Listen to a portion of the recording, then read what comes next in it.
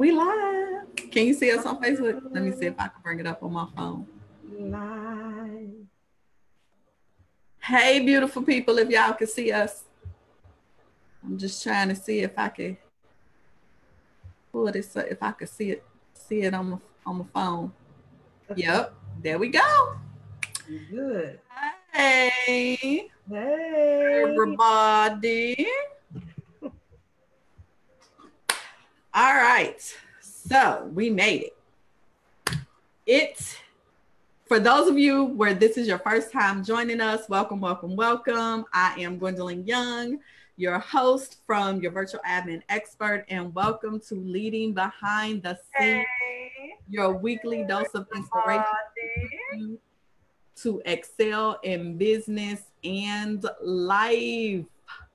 Real quick, I want to share with you about the Genius Zone. If you need a community to be a part of where you can get accountability, get your questions answered on building your business, setting some goals, putting some systems in place, I encourage you to go to thegenius-zone.com and check it out. I personally lead this group of amazing women where we have a private community off of Facebook, monthly live Q&A calls, live co-working sessions, and live master classes every month. And that master class yesterday was on fire. We support each other through idea sharing, encouragement, resources, and we have a ton of fun. So if you know you need to put some fire under your butt, come on over and join us. So today, we are continuing the conversation on community. And so tonight I have the privilege of having my dear friend, Dr. Lolita Cleveland. She is the CEO of Crumb Enterprises, a boutique coaching and consulting business where she focuses on business coaching, nonprofit consulting, and missions outreach. She is the founder of the Open Hands Project, which is designed to assist entrepreneurs and ministries with bridging their purpose with local and global humanitarian efforts addressing spiritual health, education, homelessness, and water shortages, y'all. If that were not enough, she is also the resource coordinator for youth guidance, where she is a huge advocate for the children of the Chicago public school system. Did y'all get all that? Because that was a lot. But I'm telling you, everybody needs a Lolita in their life. Everybody needs a Lolita in their life. So Lolita and I actually met at an event at somebody's house. I had just joined some group. I can't even remember. It was so long ago. But I had just joined some group and was invited out and didn't know anybody there. I don't even know why I decided to go, to be perfectly honest. And I remember sitting back in a corner, just observing the room, because I don't know nobody, right? So I'm trying to figure out the people. I'm trying to scope out the room. And then I hear somebody coming through the door talking about I have arrived. And I'm looking like, who is this? Who is this person coming through the door talking about they have arrived? And then she peeped me over in the corner. And so she started looking at me like, who is this? Because I ain't never seen her before. And so we've pretty much been connected ever since. So Lolita, what do you remember about this encounter chance meeting that we had this day? I think we were at Joyce's house, weren't we? We were at a friend's Joyce's house. I walked in, it was like, I have arrived, but I was carrying the most important thing, which was this famous jerk chicken salad that I would always bring and they would love it. And they were like, it took you long enough to be on time. I'm like, whatever, I've arrived. And who is this? Hey, who are you? Right. And I'm looking like, what's she want to know who I am for? Yeah, but the rest has been pretty much connected ever since then. And I think that was like, what, 6-7 years ago? Yeah. Probably now. Mm-hmm. And so now that y'all know how we connected, which is strange, I don't know why I always happen to make some of the best connections out of the most strangest situations, but that's kind of how it happened. So I'm super excited to hear from Lolita and have her talk about her thoughts on being in community. So I'm gonna ask you some of the same questions I asked Keisha last week, but you know it's probably gonna take a whole different turn and twist because when me and you get together, it'd be completely different than when me and Keisha is together, when me and Keita is together, and then when all four of us is together. It's the Four Musketeers. For real. For real, for real.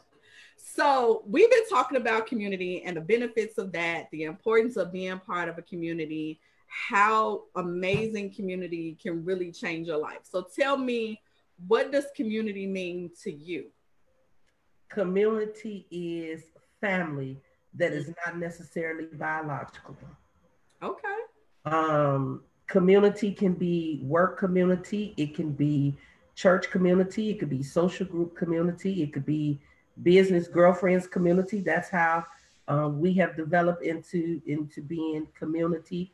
Sure. Your family is a community in its own unit, but community are those people that you adopt along the way that becomes a part of your family that's not necessarily blood, but they are part of your world. They are part of your decisions.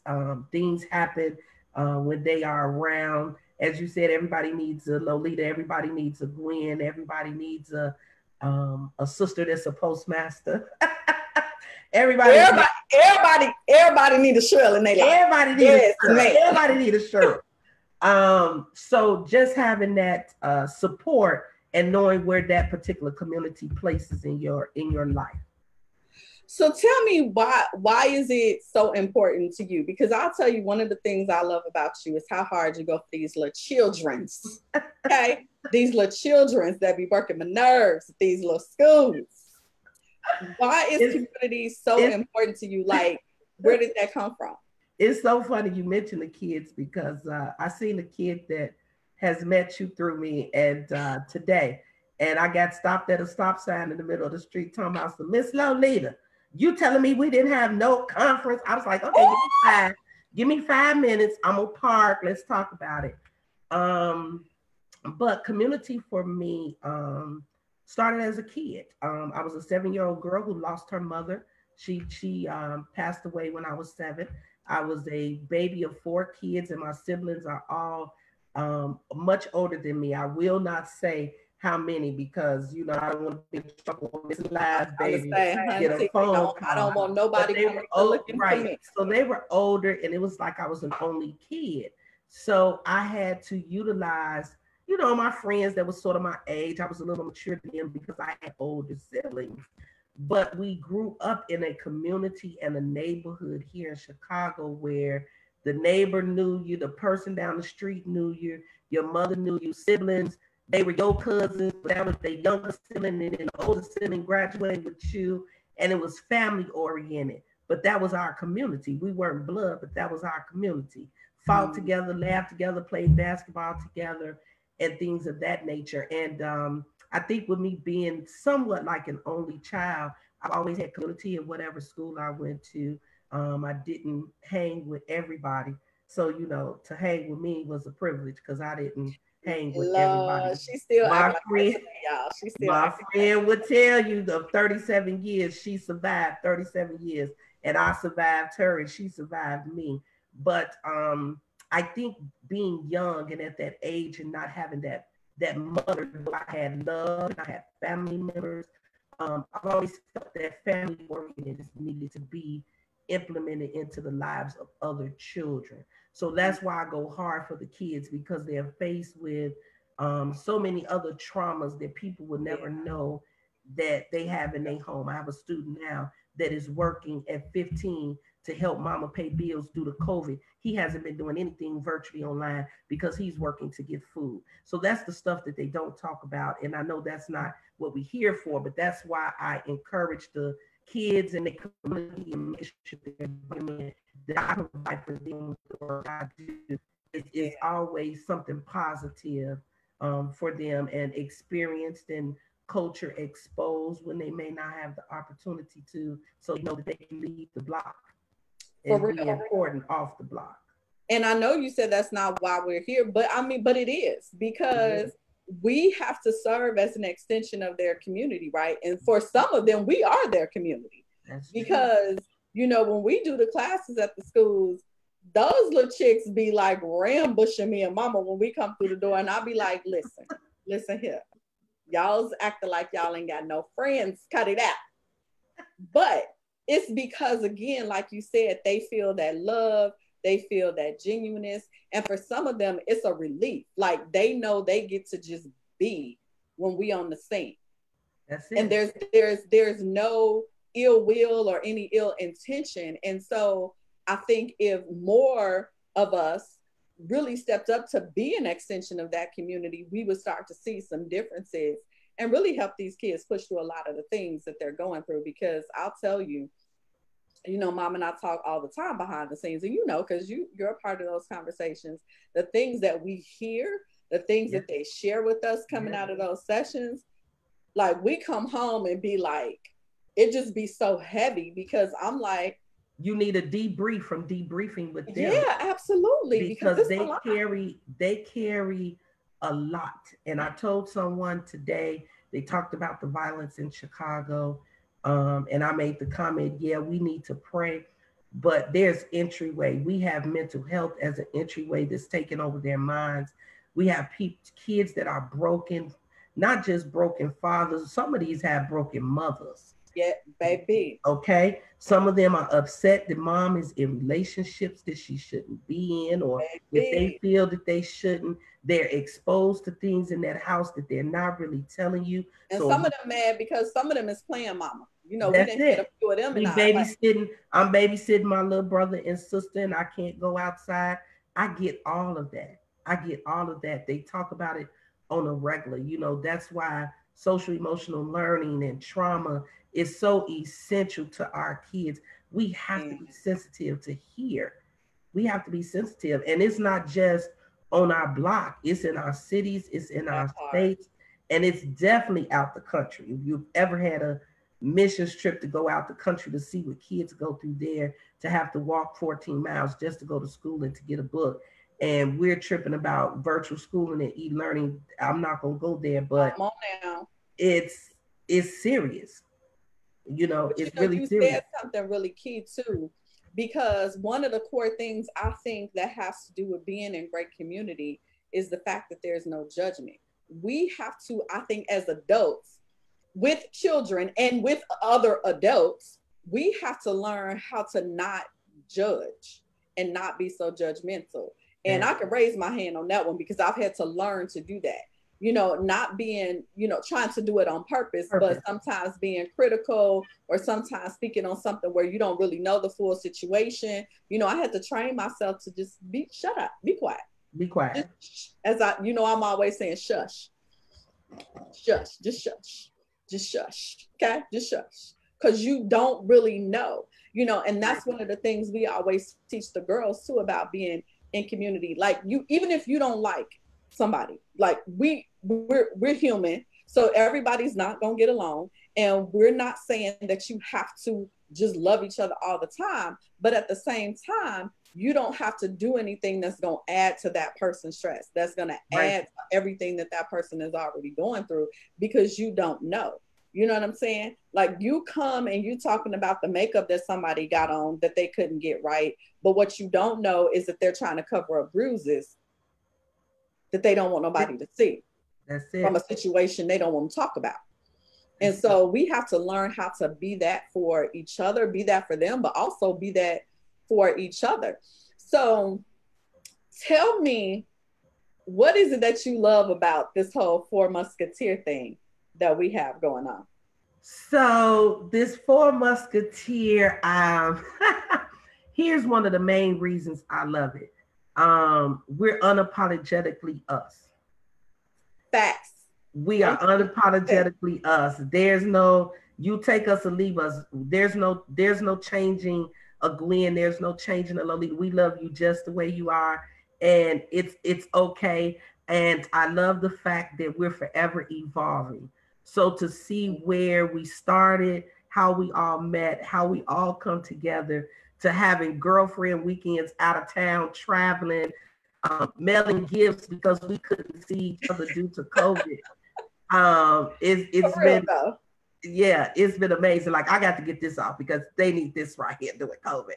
So for real though. yeah, and the expectation of where it can really, really go. It And can the really fact, and go. you know what I love is because we're always talking about too, how do we expand this? Like, how do we open it up so more people can experience it? Of course, everybody ain't gonna be part of the Four Musketeers, but we could do something at some point that will include other people because we really want girls to know that you can have good relationships with your girlfriends. Everybody ain't fighting, everybody ain't catty, everybody ain't trying to take your That's man. right. Like, ain't nobody ain't we ain't trying to do all that. We just Right. trying to get together, have a good time, have some good food, That's it. have some good conversation. That's it. He is gonna check each Call other up when you call up when you need a little prayer. when you need a little You know, prayer and send a when you need a text little when you have checking. a moment. Yeah, yeah. All of that. All of that.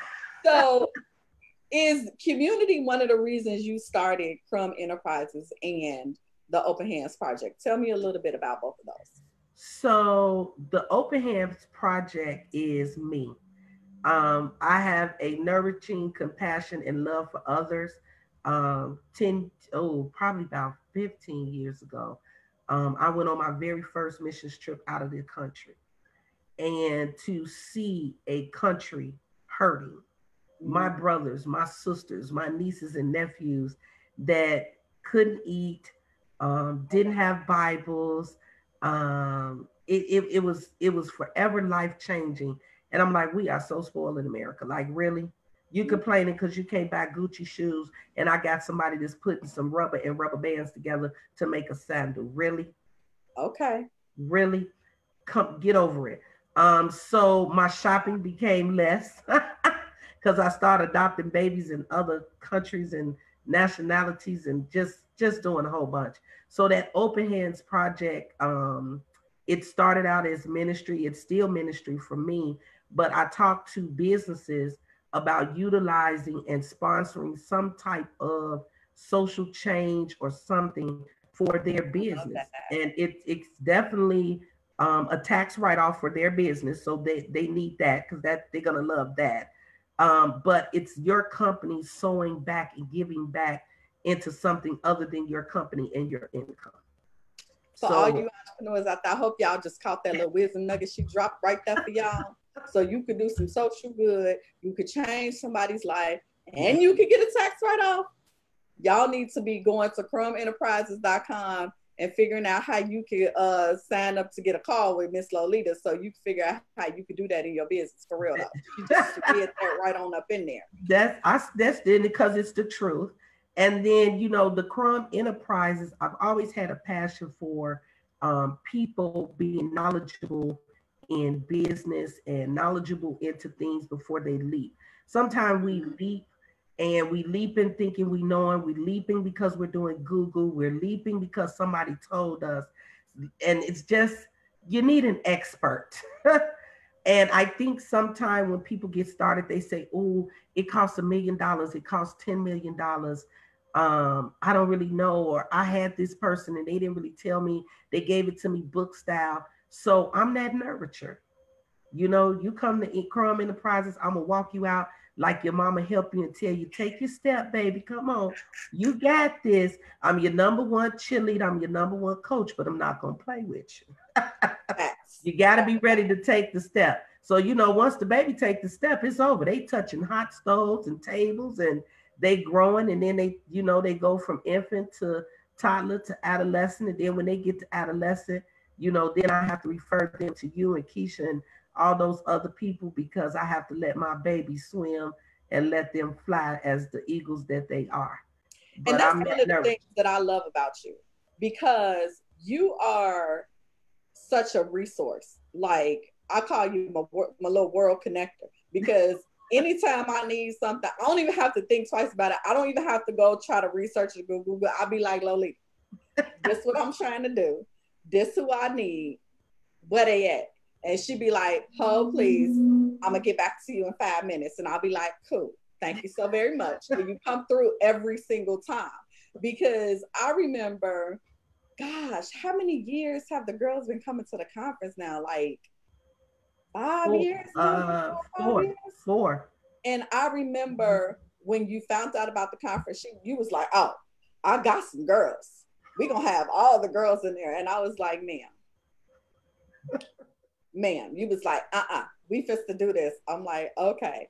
And it was such a wonderful thing though, because to one, get them out the neighborhood so they know there are other places that exist, like you said, besides being on the block. But then just to see their eyes light up with the things that they were learning and seeing them put it into practice, like that's what it's all about. And like every year you made sure like these girls need to be at this conference. Like it just ain't no ifs, ands, or buts about it. And that's a huge part that I tell people all the time is community will do that for you. And I was just having this conversation with the ladies in my mastermind last night. We have to remember that business, ministry, all this stuff is about relationships. The money, the visibility, that's all that is secondary. Like that's a byproduct of building good relationships and just doing good work. But you got to be in community in order to make those connections, to know who you need to be connected to. And you got to build relationships so people feel safe enough to say, let me introduce you to X, Y, and Z. Because, you know, we do have those folks where they be like, can you hook me up with your friend? No. What you need first? Let me vet this situation real quick, because that's what community do. Community's gonna protect you too. I'll be like, what I could do is I could pass the message along, but what I can't do is be like out here just handing out information because I don't really know what you want. We gotta vet you first. And I think that's a huge part we have to remember about community too. It's like you have to protect that thing that you built. That's true. And you protect the relationship. I tell people one thing about community is integrity. You have to be able to balance that, because though Gwen may be my friend, I'm not going to play with Gwen's business.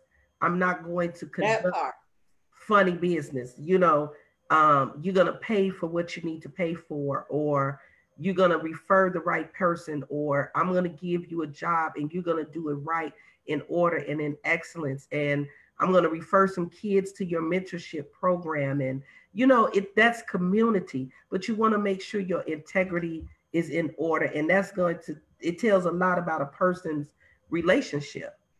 Child, I didn't know you was going to be stepping all on the people's toes tonight. Okay? Yeah. And it's, you know, it's not about, I didn't know y'all. I didn't know.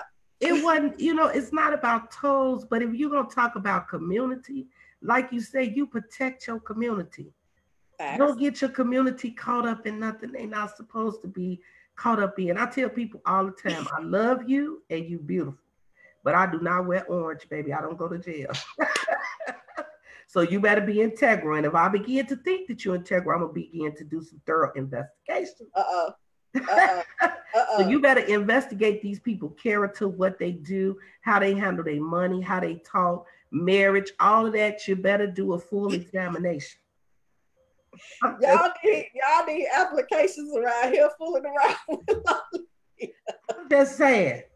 Come on. You doing a mentorship, talking to the kids and doing a boys mentorship and encouraging the boys, and you at home beating your wife. Now, cut that out. She did not. No, she did not. No. But again, real talk though. Again, real talk. Because number one, that is about understanding that if this person thought enough of me, right, to refer some business to me, to extend a partnership to me, then I should be well-intentioned enough to want to protect that and to honor that, right? Because if you went out on a limb for me to give me a job, I'm not going to do something in that job that's going to reflect poorly on you. Exactly. If you send some girls to my program, I'm not going to fool around and mess over these girls, because I'm honoring the extension of you that you created for me. Right. That's the part that we have to remember. But, that's real talk, because let's be honest, it happens. It happens. You know, and that's some things that we've experienced as well, because I even remember just being a kid, right? You know, going back to the adults being community for kids.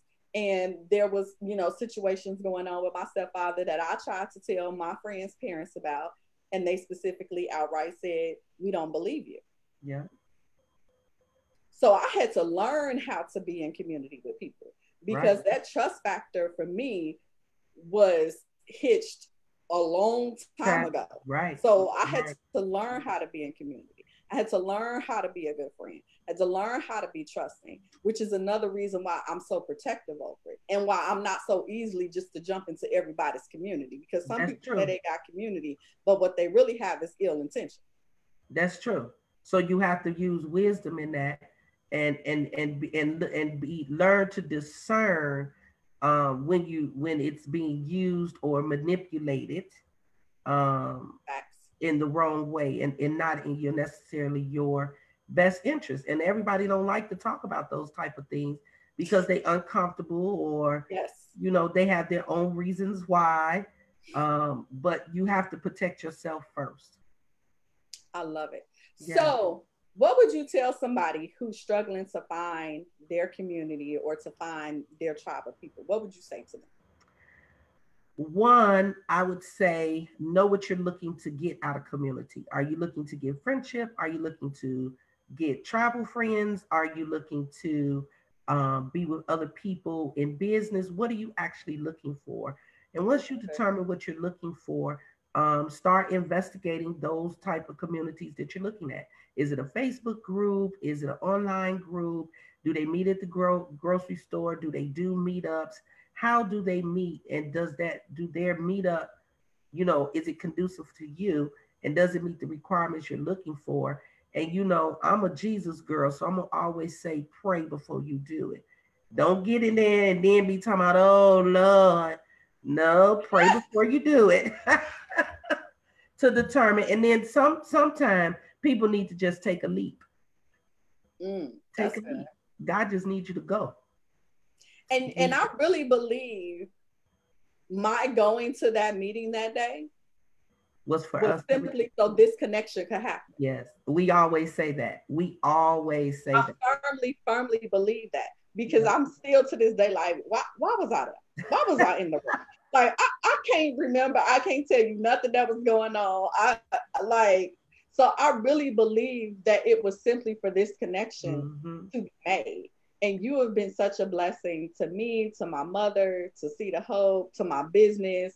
And I just pray that I have been the same for you. And we just continue on that. Definitely. And you do need somebody that's iron sharpen iron. So you my thorn. I said it on Facebook Live, y'all. For real, she did. For real, she did. See how they be putting me out there, but It's it's okay. okay because I'm her thorn too. Girl, we were Iron texting sharpen literally iron. before now. I was like, you get on my nerves. Yes. 5 minutes before the live.